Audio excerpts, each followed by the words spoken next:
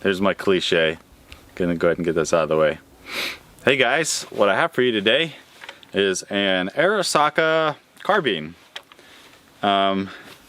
So this particular Arisaka has a very interesting history because, as you've probably noticed seeing this is kind of in a non-standard guise for as far as Arisakas go.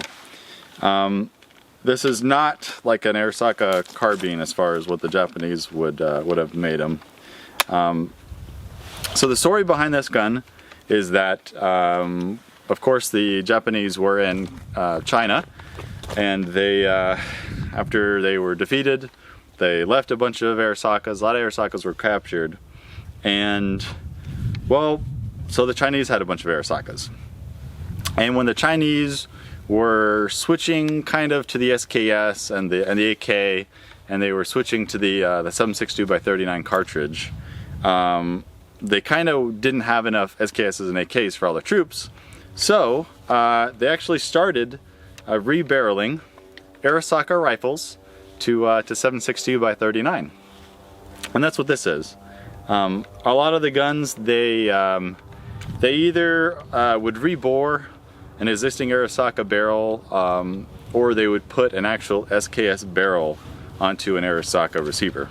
These Chinese Arisakas, they range pretty widely from rifle to rifle. Stuff is different in them depending on the sights. The front sight can be different. The rear sights, the magazines. It was a pretty non-standard conversion. This one, if you can see here, has the 7.62x39 cartridges, and they modified the magazine on this one to sort of seat the rounds fully in the back so that they don't go any more forward than this right here. So this gun is just it's a really neat gun because it's kind of a really neat part of history, because it's a Japanese rifle that was, part of the Japanese occupation of China, that China got, and then China rechambered them for use in their own army. So it's a pretty interesting gun, and these are kind of rare in the United States. There's not too many of them out there. So I got some Tula. I think these are just soft point 7.62x39 rounds that I'm going to run through it, and we're going to see how this thing shoots. Okay, seem to feed all right.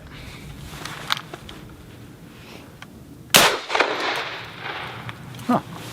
That's interesting. There's a lot less recoil than you would you'd kind of expect. The round extracted fine. Next one chambered fine.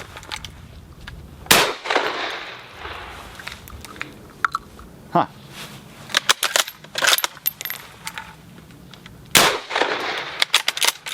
I want to shoot it.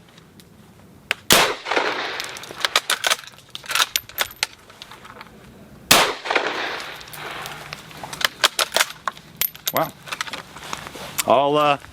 All 5 rounds cycled and extracted fine. I was kind of expecting really to have a little bit of like feeding issues or something like that, but they didn't really modify the bolt face very much, because surprisingly 7.62x39 works with the same sort of the same sort of case rim diameter as the 6.5, or at least it's close enough to work.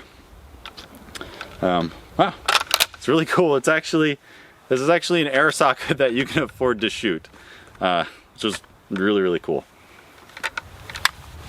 Who else wants to shoot this? You want to shoot it? Okay. Is this I could put do in this. Right? Yeah, it's just my Feels ears are weird. like big. This is a large size earplug because my ears are huge. Oh, he's got big ears. I got big ear holes specifically. I'll get some more ammo. Oh, she's got them. Oh, I love this thing.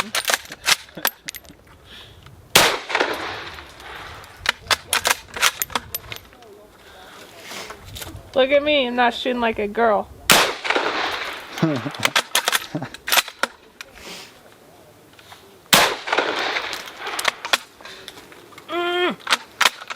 Nice. That's your last one, right? Yeah. Sweet. What'd you think of it? I really like it. Yeah, it's really nice, right? The recoil is so good. Yeah, the recoil on this is so minimal.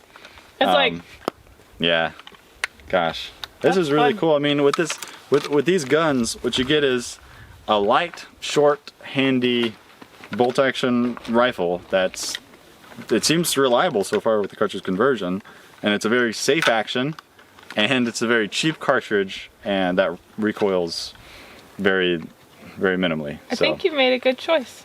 Yeah, this is really cool.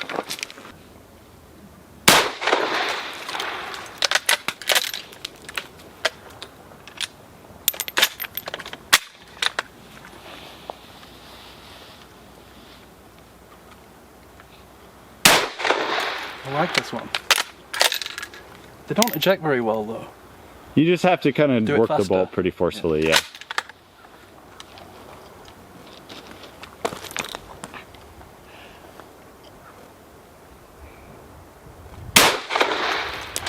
There's my stance. There's That's my fine. stance. You can't see your legs in the video.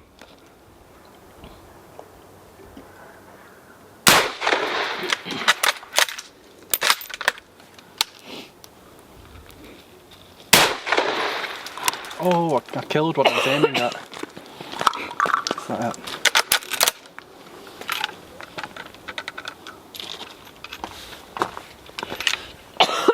Do I have a problem ejecting? No, it's my fault. That's it. That's sweet.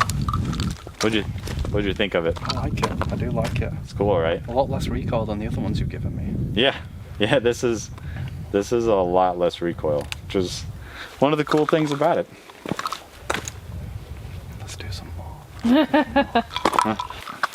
So I'm gonna have to get some Arisaka clips and see if it works with this ammo.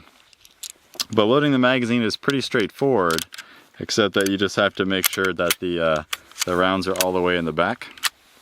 They're seated to the rear of the magazine here when you're loading them, and it kind of feels like you could tell it's, you know, the magazine's definitely not meant for this ammo, but it works well enough. And that fifth round, it really just sort of barely clears that, and you couldn't like put 5 in the magazine and close the bolt with the 7.62. It's just not quite big enough, and I'll show around feeding here slowly with the bolt. And it just seems to chamber and everything just fine. Yeah, with this one it's kind of hard to turn the safety on.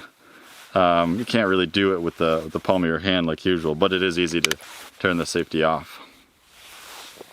Let's do some more shooting.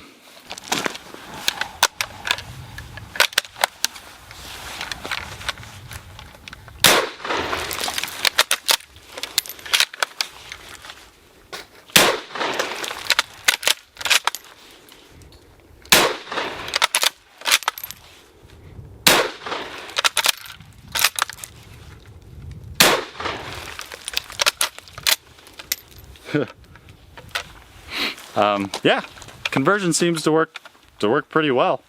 I think this wasn't issued to like frontline troops or anything. I think this is more of the like the Chinese militia rifle, or like sort of more issued for troops in the rear. But yeah, it seems to work, seems to shoot, and this is a pretty cool gun here to have in the United States, just as far as the ammo availability.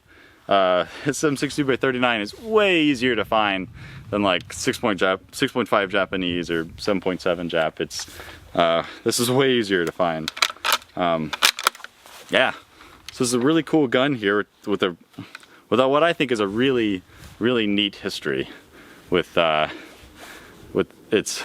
is one of those guns where it's kind of hard to say whether or not it's a exactly Japanese or exactly Chinese rifle, but still a really cool gun. So appreciate you guys watching.